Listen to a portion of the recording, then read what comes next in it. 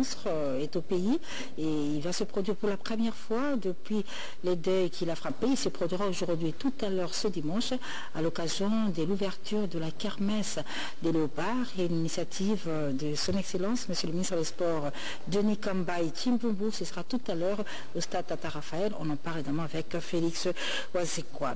Disparition de l'animateur cellulaire du groupe Wenge BCBG du Piana, et les obsèques sont déjà connues. C'est ce jeudi que la dépouille de cellulaire sera exposée à la SANEF et l'enterrement c'est pour le vendredi au nécropole entre terre et ciel. Évidemment, tout le programme des obsèques, les frais sont pris en charge par son patron, Jibem Piana, Papa Chéri, mais qui signale à l'occasion que pour toutes les personnes qui voudraient soutenir, accompagner la famille, c'est au niveau de Bossobolo, 46 de la commune de Kassaboulou qui doivent se rendre, parce qu'à son niveau, il a tout pris en charge, évidemment.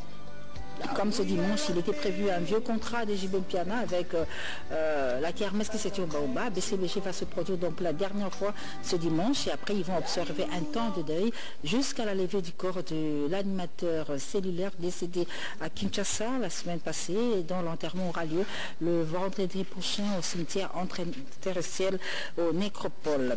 Le Tumba Simaro annonce également la disparition de Mwanga Paul. Un grand et ancien chanteur qui à l'époque a évolué aux côtés de Jimmy dans le très célèbre studio Opika, l'Onigise. Bien, Mwanga Paul n'est plus. Simaro, à travers sa voix, présente ses condoléances à la famille de Mwanga Paul en Djili, où il est décédé. Le programme des obsèques dans nos prochaines éditions, mais pour l'heure, le Tumba Simaro nous fait savoir ses fans en hommage, en mémoire de Mwanga Paul. Il va donc se produire ce dimanche au 195 rue Movenda, commune de Ngiri.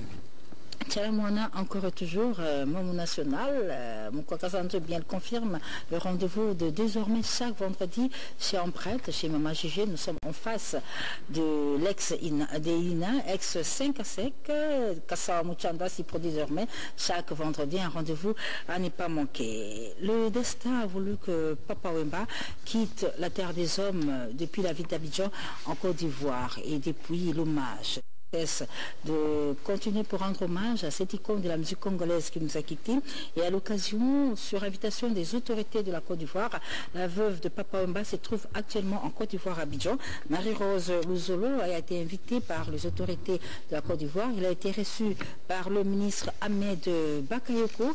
Hier, une messe d'action de grâce a été organisée à la paroisse Sainte-Cécile, suivie d'une soirée toujours en hommage, en mémoire de Papa Wemba Bakala Diakouba, 100% star, qui nous a quitté bientôt 3 mois, et le retour à Kinshasa de la veuve de Papa Wemba est pour la semaine prochaine. Pour l'heure, la Côte d'Ivoire continue à rendre hommage à ce digne fils de la RDC qui a quitté la terre des hommes de la manière que tous connaissent sur scène en Côte d'Ivoire. Donc la délégation est conduite par Amazon sur invitation des autorités de la Côte d'Ivoire, sera à Kinshasa de la semaine prochaine.